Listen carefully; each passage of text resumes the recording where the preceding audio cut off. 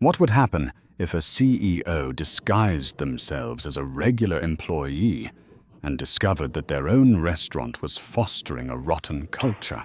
In a small town by the Northern Highway, there was a buffet restaurant that hardly stood out, with a faded sign and the lingering smell of fried oil in the air. The place was called Wheat and Willow, one of 20 branches in the restaurant chain founded by Elias Munro, a self-made CEO who built everything from scratch. Today, Elias returned, not as an owner, but disguised as a middle-aged man wearing a worn flannel shirt, an old baseball cap, and dusty shoes. He walked with a slight limp, as if after a long journey on a freight truck. His face was hidden behind a carefully glued "on salt" and pepper beard, eyes thoughtful behind cheap reading glasses. On the glass door was a handwritten note. "Lunch combo $8.99. Fried chicken and 2 sides, while supplies last." Elias nodded subtly, as if part of him had already braced for what was about to unfold. The door jingled hollowly as it opened. Inside, the dim lighting and the food trays were nearly empty.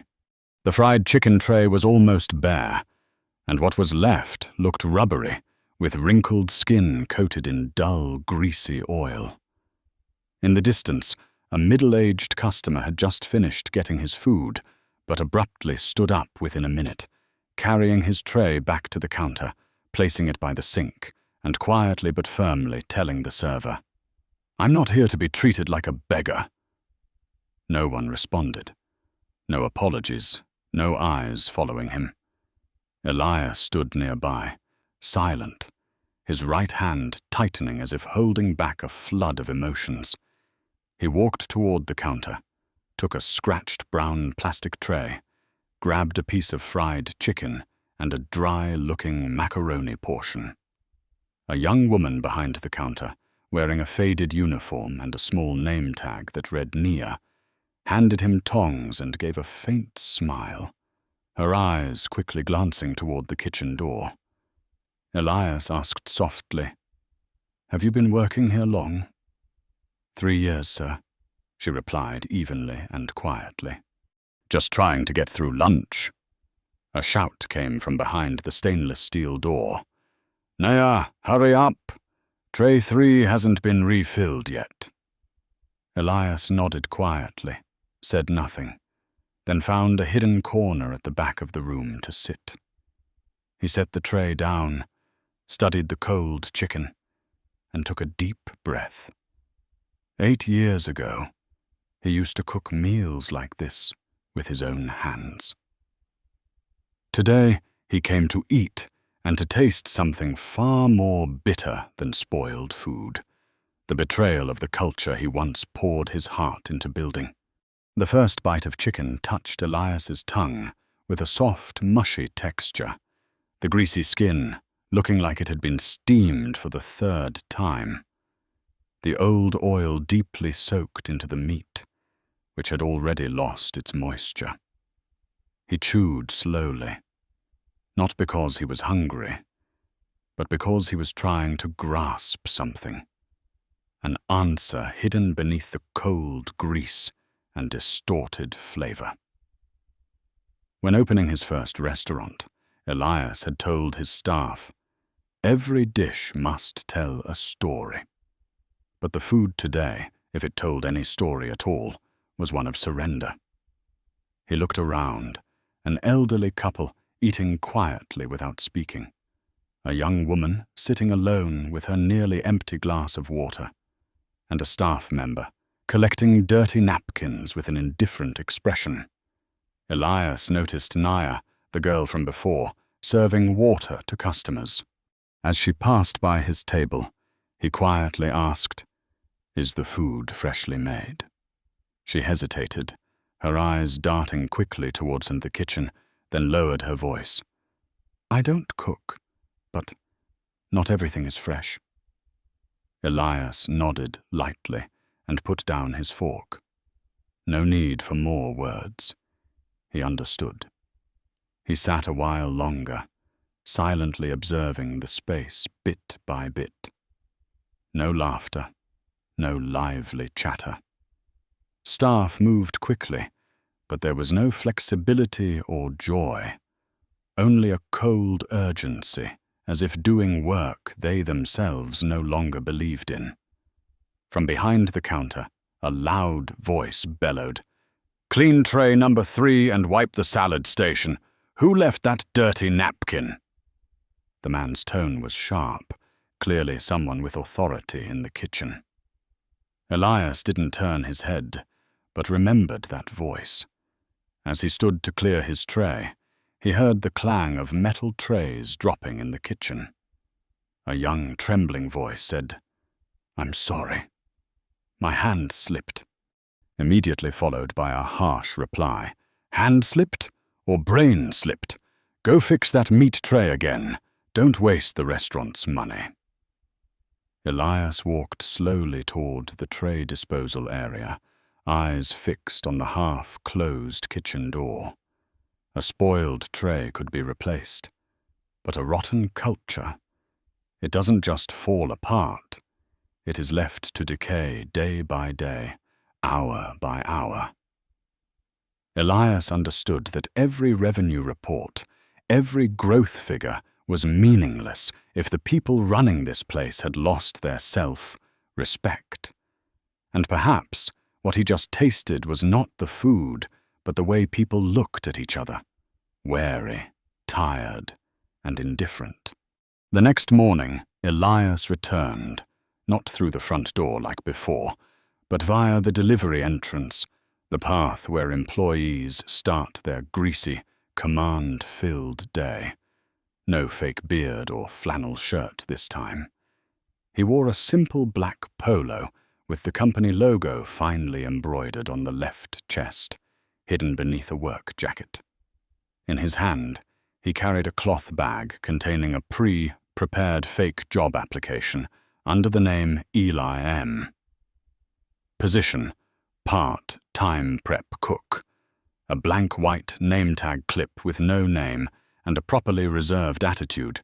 That was his perfect disguise for the day. The door opened, and a thin, grumpy man holding a clipboard was waiting. "You're Eli?" he asked without looking up. "Come in. We're short. Staffed today. Can you use a slicing knife?" Elias nodded. "Good. Help Louise out. Just don't mess things up." No welcome, no orientation, no paperwork. Just an empty spot to fill.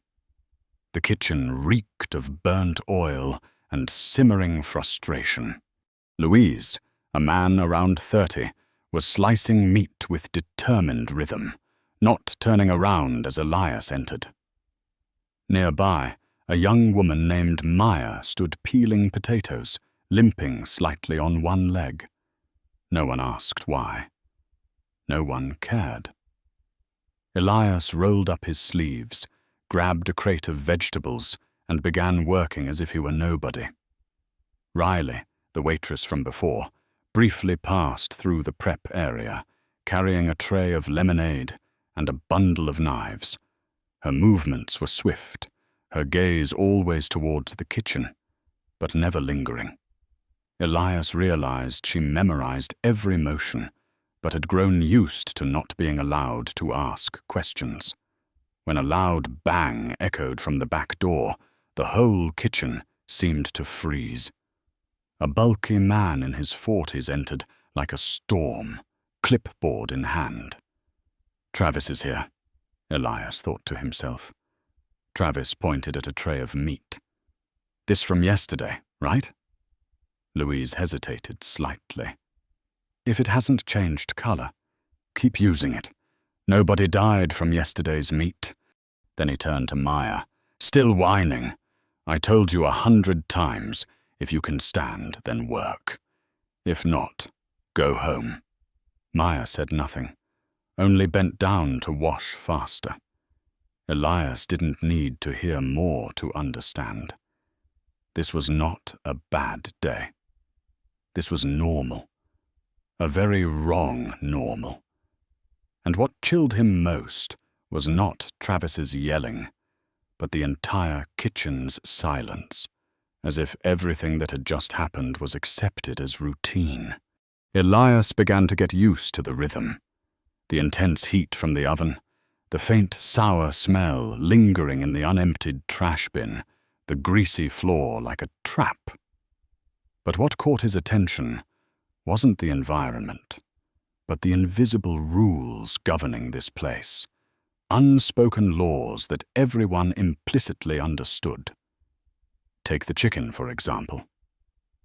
Louise, still quietly standing by the block of meat, picked up a tray with an unusual pale color, sniffed it lightly, then frowned. "This smells a bit off," he said softly, just loud enough for Elias to hear. But before Elias could respond, Travis stepped forward as if sensing the hesitation in the air. "What's wrong?" Louise answered a bit hesitantly.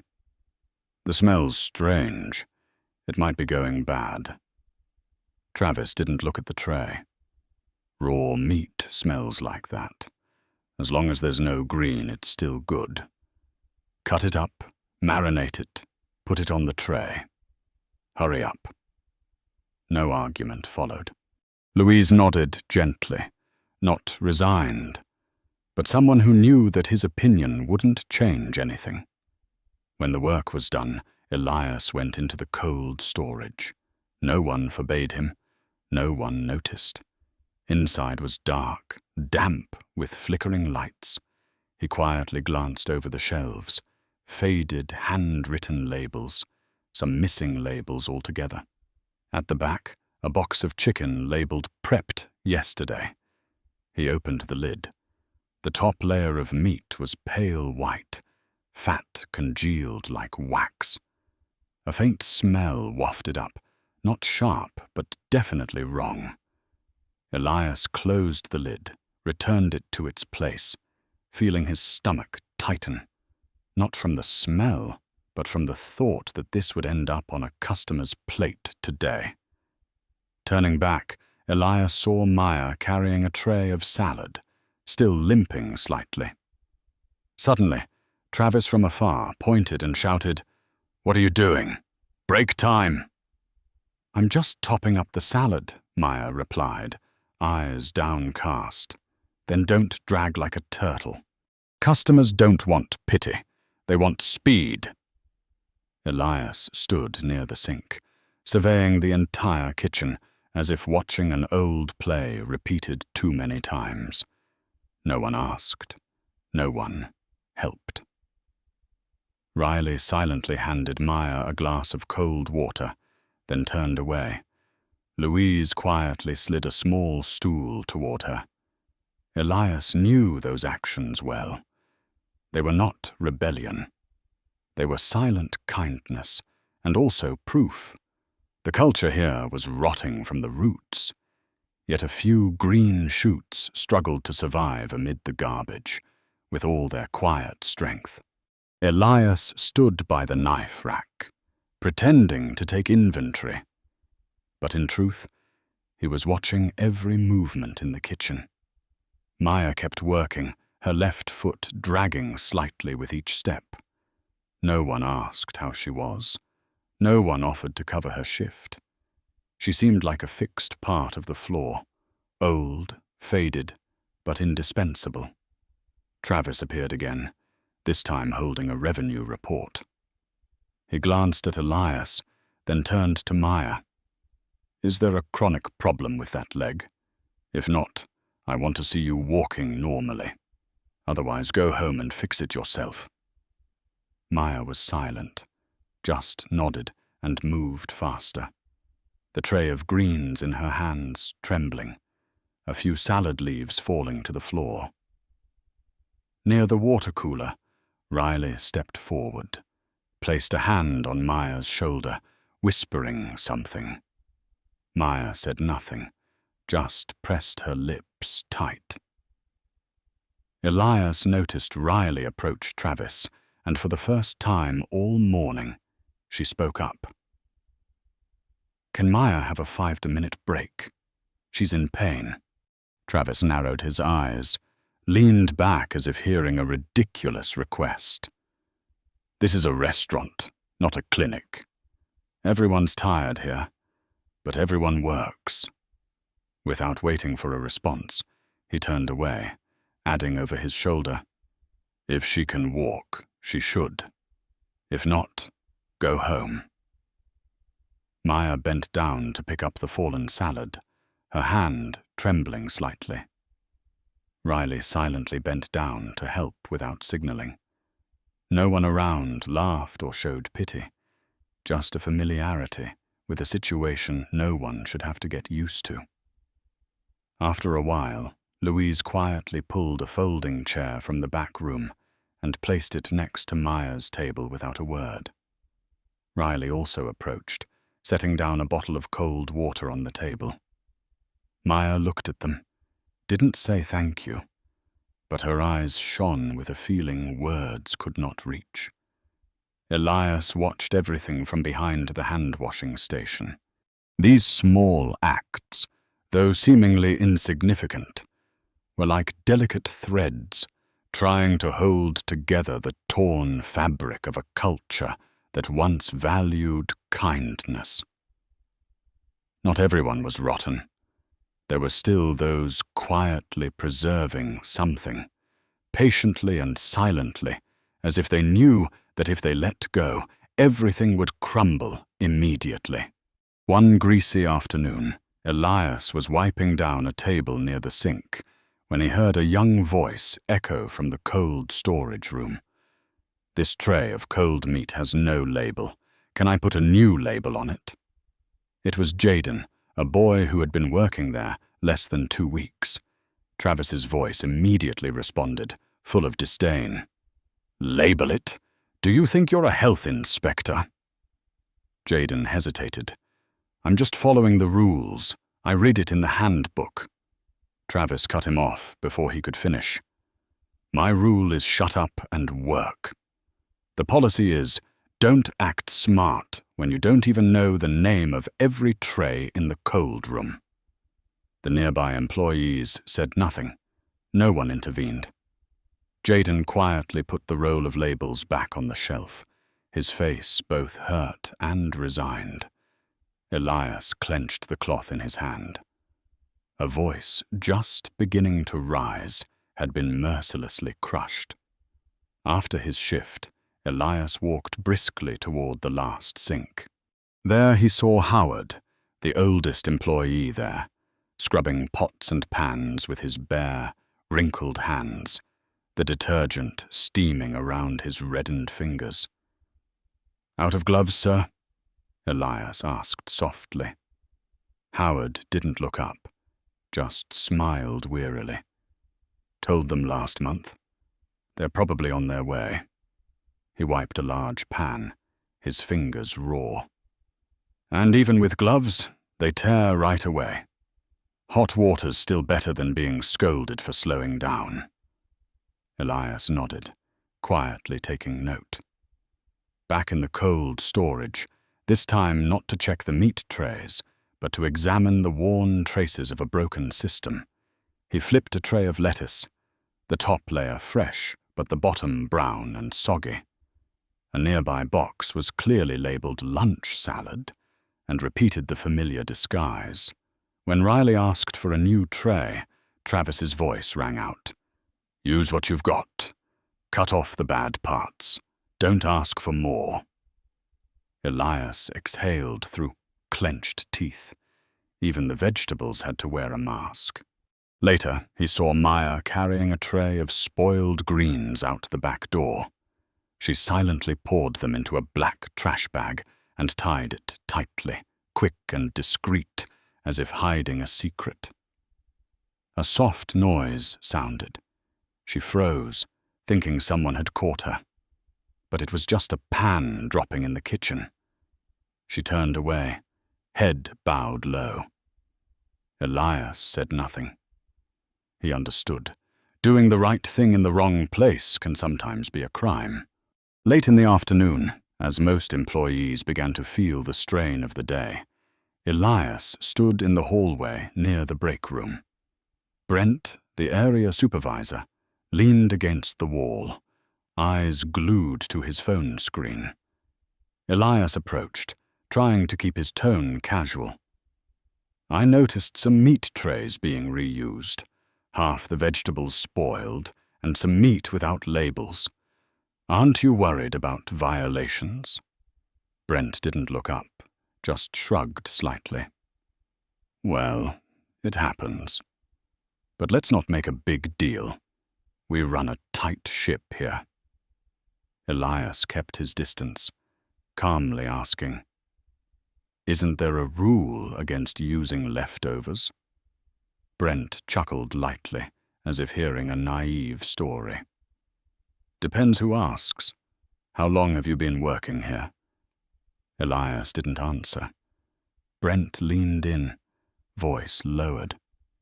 "Honestly, my advice is don't draw attention. If you want to keep your job, best to stay quiet. It's not worth the trouble over a few pieces of meat." Elias left without another word. Outside, dusk was settling. He stood under the back awning, pulling out a cheap phone from his pocket, a device reserved for matters no one else should know about. He dialed a memorized number, waited for 2 rings. A female secretary's voice answered. "Elias? I need all files on Travis, complaints, personnel records, regional relations, everything as soon as possible." A pause. "Understood. Anything else?" "Yes. Also pull internal data from the last 2 years at location 17. I want to see break times, hygiene violation reports, turnover rates, especially new hires dismissed after probation." He hung up, pocketed the phone. Inside, the kitchen kept running as if nothing had changed.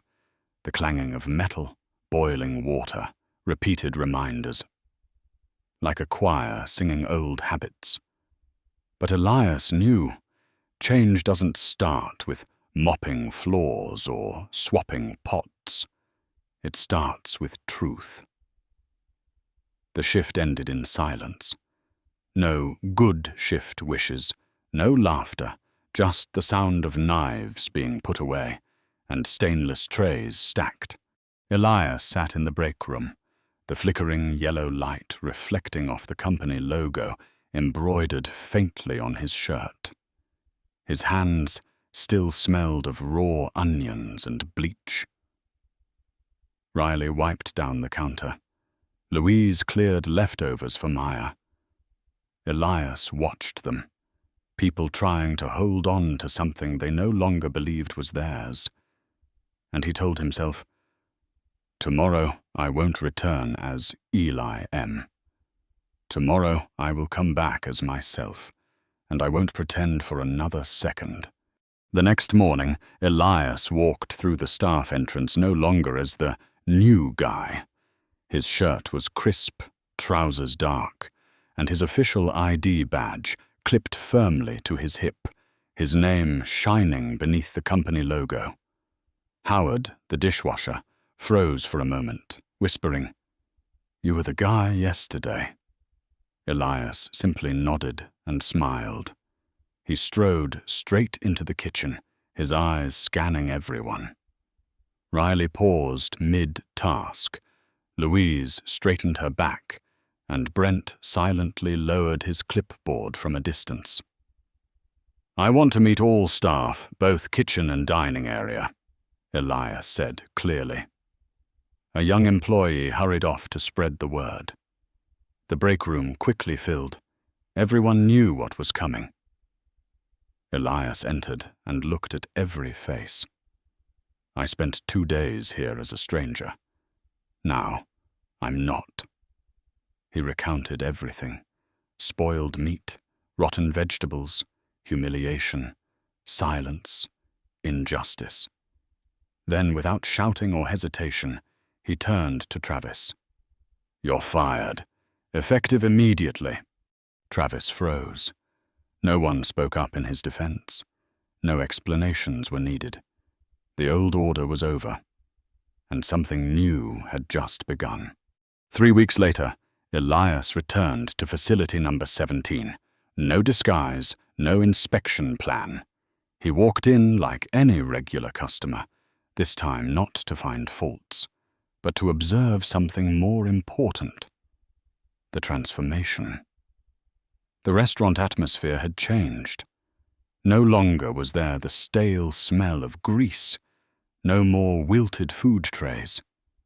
The salad bar was fresh, food was neatly arranged, and most notably, no one was staring at the floor as if being watched. Riley stood near the beverage counter, clipboard in hand, signaling a new employee to rearrange the utensil trays. No orders, no rush, just a calm, confident look. When the boy accidentally dropped a tray of spoons, Riley didn't scold him. She bent down to help pick them up, smiled and continued inspecting the dessert counter. Every action she took was understated, but carried the rhythm of a leader, not a fighter. In the kitchen, Louise was guiding 2 new staff members on how to check the sauce temperature. On the wall hung a neat color, coded chart detailing storage procedures, dates, and safe temperatures. Next to it was a handwritten notice: if you wouldn't eat it, don't serve it. Elias stepped into the cold storage, this time feeling no unease. Every tray was clearly labeled, dates properly recorded. Gloves were neatly stacked in a plastic bin by the door. Everything was clean, orderly. Not because of compulsion, but because someone had set the example and kept the flame alive. Elias sat alone at the far end of the dining room, his glass of iced tea slowly melting beside him, his eyes quietly following every movement in a space that had been completely transformed. No more shouting, no more fearful glances. Riley walked past the salad station, quickly jotting notes in her notebook, her face focused. No longer the timid employee Elias had first met. Louise pointed to the temperature chart posted near the sink, instructing a new staff member. Don't guess by smell. Don't guess at all. We measure, we record. Inside the cold storage, every tray of greens was clearly labeled. No more tricks hiding spoiled leaves beneath fresh ones. Maya moved confidently between tables, her steps steady and her eyes bright. When Elias passed by, she gave a slight smile, as if to say, I'm okay now. A young child customer asked Jaden about a peanut allergy, and he immediately handed over a detailed ingredient list without hesitation. Elias stood silently. No announcements, no cameras needed. Just small things, done right, consistently, every day. He knew from that moment on he could leave. With trust. A business doesn't fail because of big mistakes, but because of small wrongs ignored for too long. Elias didn't fix things with orders, but with presence, quiet, steadfast, and decisive. If you believe culture begins with how people treat each other every day, please, like this video, subscribe to the channel to join real, thought-provoking stories.